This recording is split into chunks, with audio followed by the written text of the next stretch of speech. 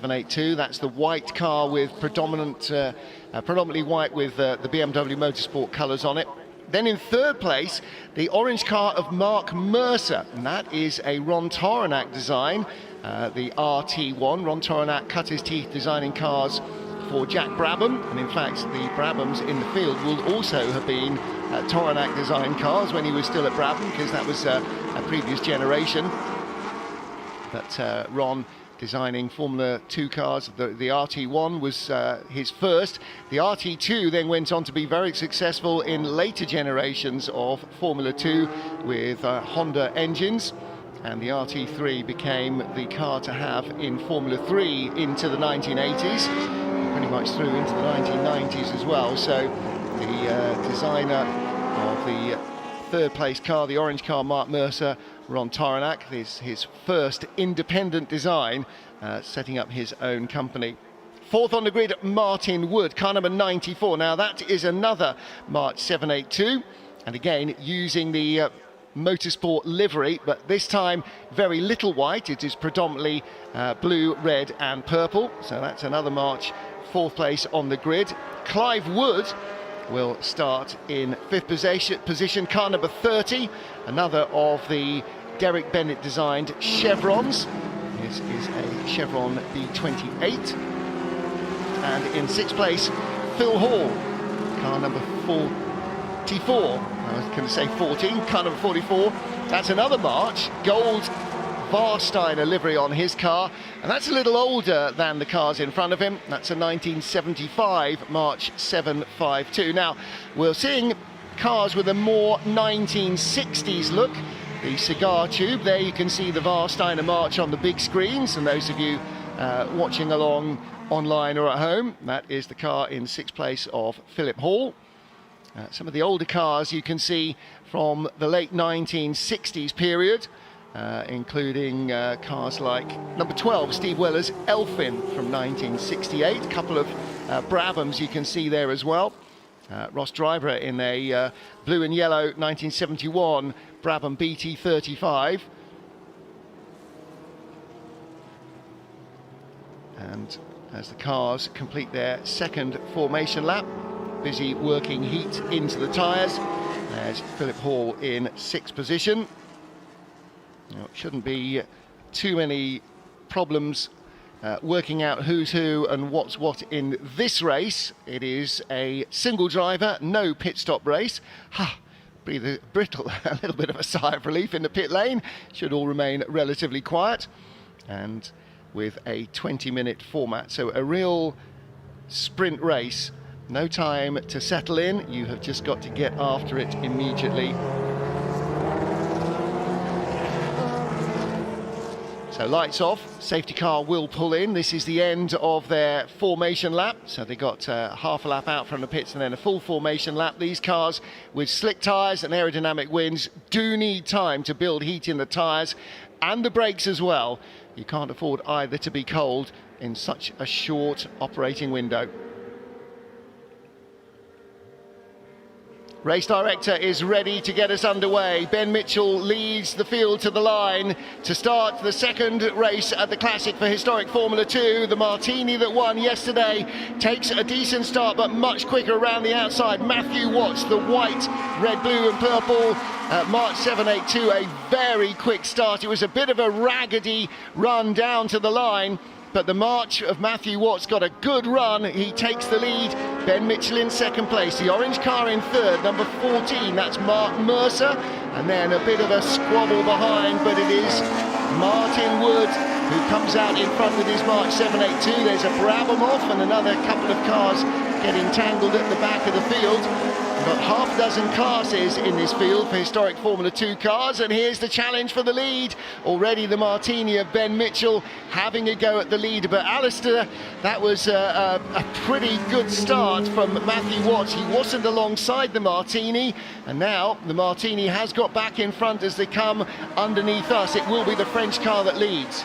Yes, absolutely, as they come along the old, what was the pit straight for the Grand Prix circuit originally, down into Cox Corner. Wonderful shot there, and a great overtake there at Luffield, Brooklands and Luffield from Ben Mitchell in the Martini, the Mark 1922 Martini against the March 782 of Matthew Watts as they go into the Beckett sweepers. And probably the tyres not fully up to temperature, perhaps another full lap before they're absolutely happy that they can lean on those tyres. But Ben Mitchell, I won't call him young Ben Mitchell anymore. I got told off last year for calling him young because I've seen him racing for so many years, but he's obviously got a year older each year. Ben Mitchell, very experienced, and taking this Martini through Stowe Corner with the car that really defines late Formula 2 cars of this period, and that's the March 782, a very, very quick car indeed.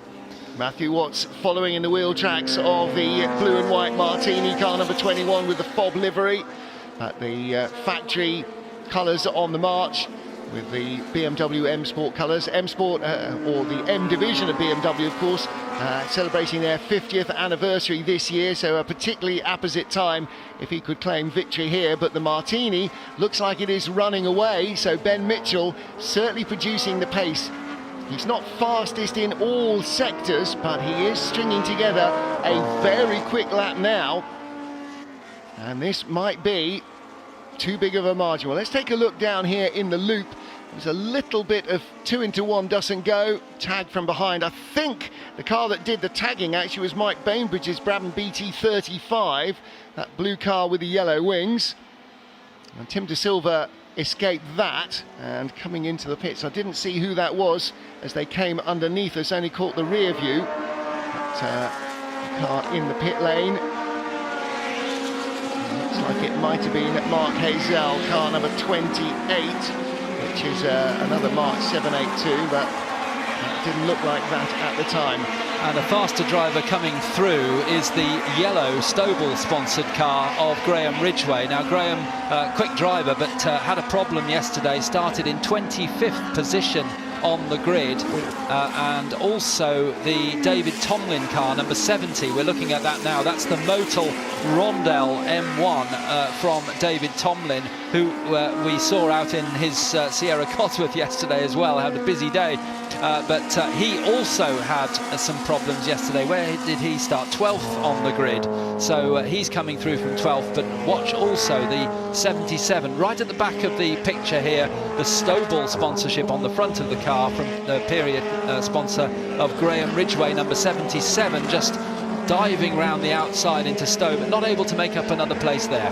Yeah, bright yellow car, Graham Ridgway, very easy to spot, isn't he? Now here we go, here's a different battle of different eras. You can see the development of these two cars, from the sort of lobster claw nose to the much more shovel nose car coming past. So car number 70 there. That is David Tomlin in the Motul Rondell, the car built in France, Motul M1, and run by Ron Dennis's Rondell team. Henri Pescarolo among the drivers that race for him in period, and of course that was Ron leaving the Brabham team where he started his work as a Formula 1 mechanic before taking over McLaren with the MP4 project, McLaren Project 4. And there through goes Tim de Silva. So Tim de Silva in that pale blue car with his Gitan livery, following the march through the field.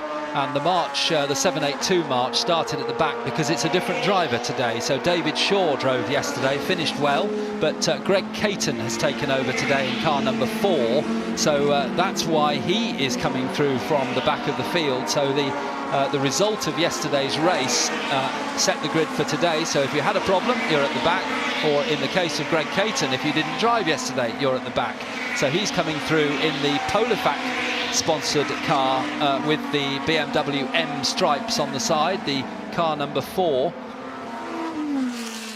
Yeah, making good progress through the field, coming up behind 72. Now that car had a bit of a, which one is it? Had a bit of a problem yesterday, and in fact had a bit of a problem on Friday as well. He had to qualify out of session. He was qualifying in amongst 1960s car, that blue and white machine. Now then, here's a change for third place. The orange car of Mark Mercer being passed by Philip Hall.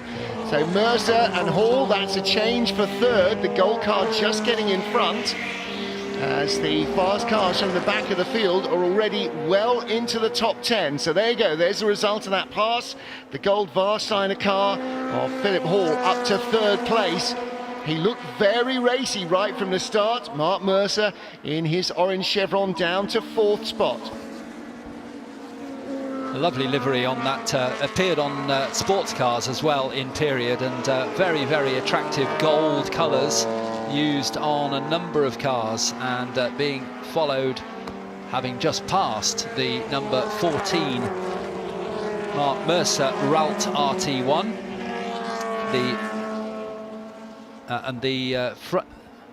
the front of the Brabham. We saw this, and as Martin Haven called it on the screen, the Brabham just ran up the back of another car. Yeah, I think the other car might have been Julian Stokes's Techno, which was spun out, but the Brabham running with that damaged wing, and doesn't look altogether like it's going to stay where it should do. No, the nose is coming off, isn't it? And I think actually if he doesn't pull off, he will be given the black and orange flag, because that is about to part company with the car at any moment.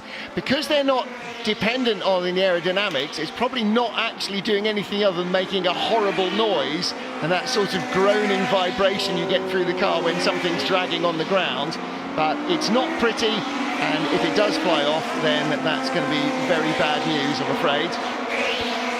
And we've lost Matthew Watts, number 9, the March 782 that started on the front row. He's disappeared down to the bottom of our timing screen. Now, somebody's chugged into the pit lane below us, and that was not him. That was Stokes, I think. So yeah, Ben Mitchell with a growing lead now. Ben Mitchell has set the fastest lap of the race. He's backed off the pace by a full 2/10 on the last lap, from a 29.440 to a 29.640. So 2/10 off his fastest race lap pace, but he now has a very handy advantage, and that means that pass that we saw of Philip Hall on the orange Ralt of Mark Mercer, not an orange chevron, the orange Ralt of Mark Mercer, was for third at the time. It now becomes for second place. And I do think that Brabham is going to have to visit the pit lane. Now then, here's an all-March 782 battle. Car with the white nose, Greg Caton, car number 4, coming from the back of the grid, as he said, taking over the car that David Shaw raced yesterday, or raced for part of yesterday's race at least. And right in front of him, car number 94, Martin Wood. So 2 ex-factory March BMWs. And at the side of the track, 24, Nick Pancisi in a 72 March Formula 2 car. What a difference. I mean, look at that, with a slight shovel nose but single wings, compared to these cars of just 2 seasons later. Very, very different.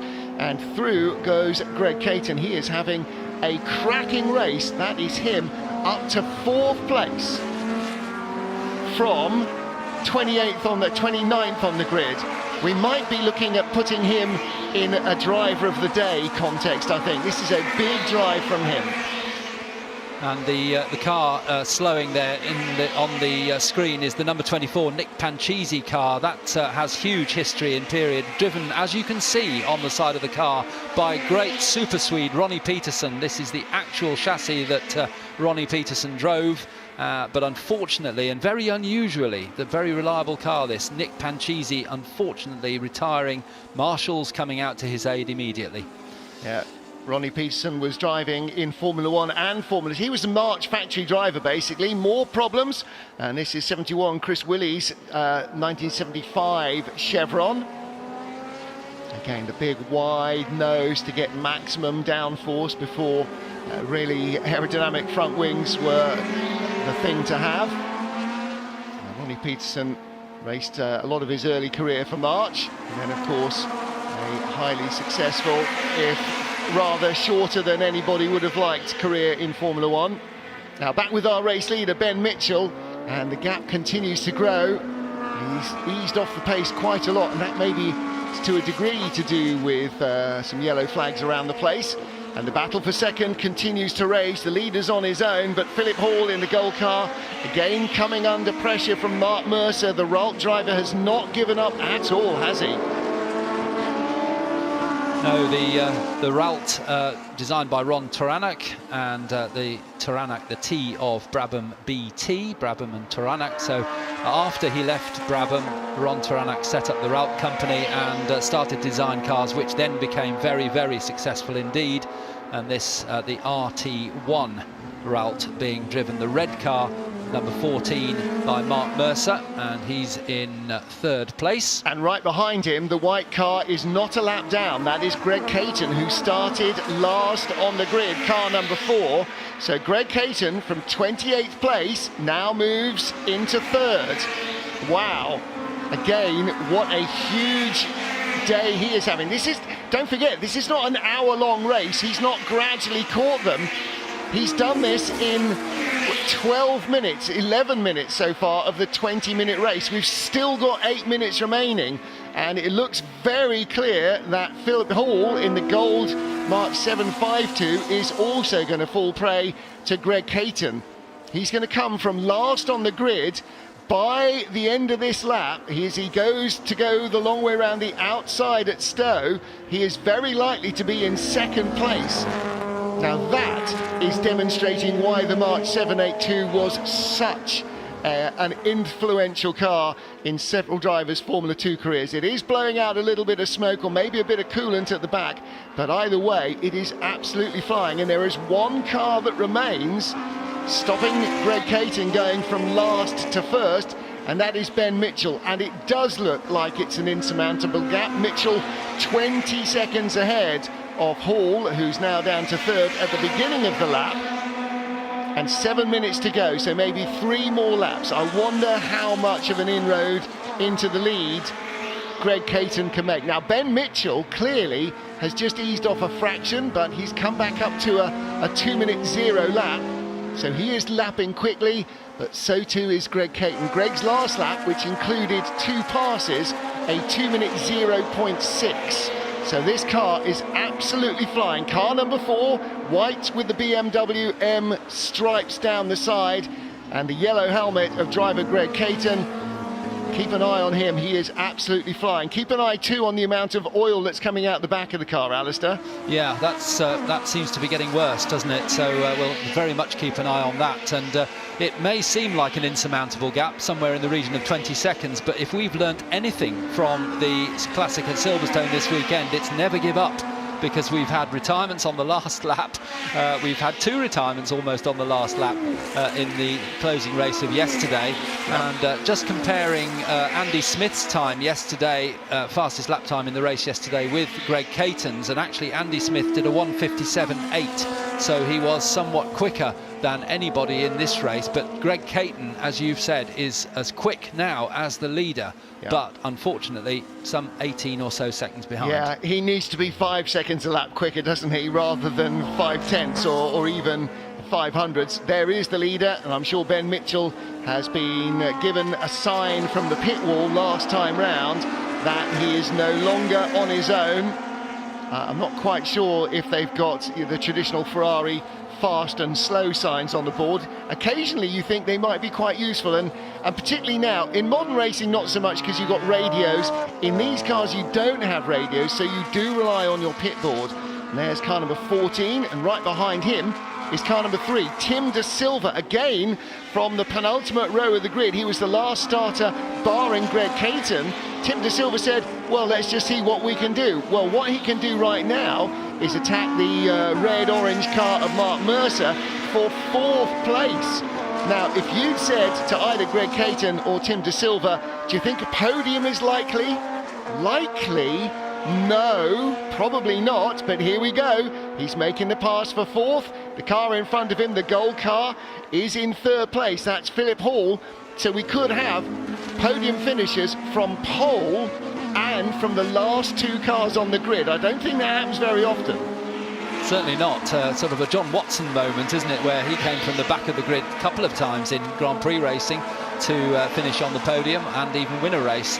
So we're watching now the white, looks white from here, but it's actually light blue, isn't it? The number 3 Timothy de Silva Chevron B35, and there's another car I mentioned earlier on, Graham Ridgway, the number 77 yellow March 742 with the stable sponsorship, and he's up 19 places as well. So it's lots and lots of cars coming from the back in this race, but most notably the car that's now in second place of Greg Caton from last on the grid. Well, Mike Bainbridge doesn't want to come into the pit lane, clearly. He is in Class A for our older cars, and he's in a tight battle with the car that's just in front of him, car number 16, Jeremy Kane's March 712, that is the class leader. And they were only a second apart, so that's why Bainbridge does not particularly want to pit. It looks as though the officials are relatively happy for him to continue. Class leader has just gone a little further ahead of him, but there is one of our Class A runners, and at the moment he was at the beginning of the lap in second place in that class, and there was only a second, 1.5 seconds between them. Meanwhile, here is the chaser, Greg Caton, 21 seconds behind Ben Mitchell, and Ben Mitchell responding well. The last lap, Mitchell was actually 1.4 seconds quicker than the chasing Greg Caton. But at the moment we need to focus our attention probably on the battle for third, and that is the gold car of Philip Hall and the pale blue car of Tim de Silva, who's gone by him, and also Mercer being passed by 77, the yellow car Graham Woodray. It is all going crackers here. This is like the end of yesterday afternoon. It's sort of the end of term feeling. There is de Silva, he's up to third, Hall down to fourth, Ridgway up to fifth, Mercer down to sixth. So Greg Caton, 3 of our final 4 starters on the grid are now in the top half dozen. Great it's driving. Absolutely crazy. And your friend Mike Bainbridge, I'm afraid, has brought the Brabham into the pit lane. So a retirement for Mike Bainbridge. He may well have been shown the black and orange flag. We had a couple of those at the end of yesterday's race. Alex Brundle was flagged in because his T70 was blowing smoke. It was oiling a cylinder, and he did respond to that. The man who ended up winning the race had been black flagged quite a lot earlier in the race, or black and orange flagged for a call into the pits for a mechanical problem, because he too was blowing smoke. He didn't pit and ended up on the top step of the podium. I'm not quite sure how that ends up working out. However, this race on the final lap now, Ben Mitchell in the Martini way clear of chasing Greg Caton. There is the third place car of Tim de Silva, Philip Hall behind him in the gold Warsteiner car, the Gitan livery on the number 3 car of Tim de Silva. A much less French blue than you're used to seeing with a French tobacco livery sponsorship, but that's the way that the car is. And then in 5th place, from 25th on the grid, Graham Ridgway. A mere 20 places made up for him. And in 6th place, Mark Mercer from 4th in his orange Rolls. So there's been some change around in this final 5 minutes, Alistair Douglas. Some really crazy topsy-turvy. If you had to pick a podium off the grid, I'm not sure we'd have started at the back row of the grid and worked forward. Not. No, we'd have been mentioning people like Ben Mitchell and Matthew Watts, wouldn't we? And not yes. Not Greg Caton necessarily, or Tim de Silva. So great drives from them. And also a young teenager, Sam Harrison, as well, up 13 places wow. in the Lola, where he had technical problems yesterday and retired. He's up 13 to 13th. Well, there is the yellow car, Graham Ridgway, on its final lap of the race. Ben Mitchell is a long way ahead of Graham, some 25 seconds up the road. Mitchell is not going to be caught. We have seen mechanical carnage on the final lap in several races. Let's hope that that is not the curse of the commentator. Well, there is the car that is currently in 5th spot, sweeping through the Beckett's S's. There's Greg Caton, but ahead of him, and the checkered flag will be awaiting Ben Mitchell. There is Tim de Silva in 3rd. He's into Stowe. So Ben Mitchell coming to the line. There's Greg Caton in 2nd place. Are we not seeing Ben Mitchell? Has Ben Mitchell not taken the checkered flag? There is Ben Mitchell. Has he taken the checkered flag? I think he has. Yes, he has. Greg Caton takes 2nd. Tim de Silva in 3rd place at the line, inches ahead of the gold car of Philip Hall. And what was the margin between them? Yeah, just under 2 seconds between them. So Ben Mitchell was so far ahead of all the action. He takes victory in the second of our historic Formula 2 races, and against a sea of March opposition, which should have had at least numerical supremacy, Ben Mitchell taking a tight win in race 1 on Saturday. And that was a very much more considerably comfortable win in race 2 on Sunday. And right from the start, Alistair Douglas, Ben Mitchell looked to have the pace on everybody around him, not maybe on everybody else. Let's face it, if this car, Greg Caton, had started, well, not in 29th, but even in 9th place, we might have had a real battle for the win from him. Yes, I think ultimately Ben Mitchell had the pace, but of course what you don't know is if Ben was forced to run that pace for the whole race, whether A, he'd have made a small mistake, or B, the car would have given up on him. Well, here is our race winner, Ben Mitchell. Oh, the rest of the cars heading back towards the pit lane below us. And they will be heading in a double race winning weekend then already in the Formula Juniors for Michael O'Brien, and we follow that up with a double race winning weekend in Formula 2, the category that really took over from Formula Junior as the springboard into F1, and Ben Mitchell winning both of them in this car, the pretty French-built Martini. And as you might expect, he is absolutely delighted with that. Well, that was a very much more calm and considered race from him. He really got his sleeves rolled up yesterday. It was all arms and elbows, as it was indeed for Michael O'Brien in Formula Junior yesterday morning, but a big smile on his face. I don't think anybody who wins 2 races in a car of this kind of nature is going to feel particularly disappointed about it. And Tim de Silva, well, he was just looking to have a good fun and learn a bit more about the car before the race. Well, he had good fun, learned a bit more about the car, and gets a podium for his efforts. So the young American in second place, sharing a whole host of cars with his father Harindra this weekend. Not a 2-driver race, and I don't think driver changes really work in a car. There is car number 4, and that is Greg Caton, who has conked out on the slowing down lap. So that's just past our viewpoint, just out of Copse. So he doesn't return to the pit lane. It's going to be a while before he gets back to the podium, but he finished in second. Tim de Silva in third, Philip Hall in 4th place, and in 5th place again, right from the back, Graham Ridgway.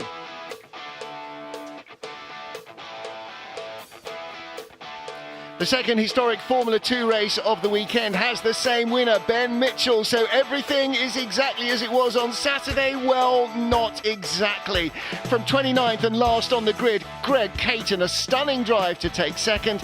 Tim de Silva third from 28th on the grid. Philip Hall finished 4th, ahead of Graham Ridgway, who started in 25th. Mark Mercer and Martin Wood, who started on row 2 of the grid, finishing in 6th and 7th. Some huge drives from the tail of the field in what was a very comfortable win for the Martini driver Ben Mitchell, but was all action for just about everybody else.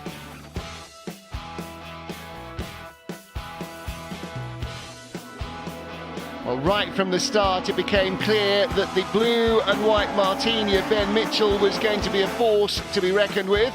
In our Class A, Mike Bainbridge having contact early on, not able to claim class victory. On the opening lap, Ben Mitchell got ahead of Matthew Watts in his March 7.82 as the ex-Ronnie Peterson March 7.22 failed to complete the race as Ben Mitchell ran away. Drivers who started from way in the back of this near 30-car pack tore through the field. Graham Ridgway in his yellow machine carving up the order, the 74 march, but it was Tim de Silva who came through to third, and Greg Caton last on the grid from 29th to second, who had the crowd on their feet as Ben Mitchell claimed his second win of the weekend.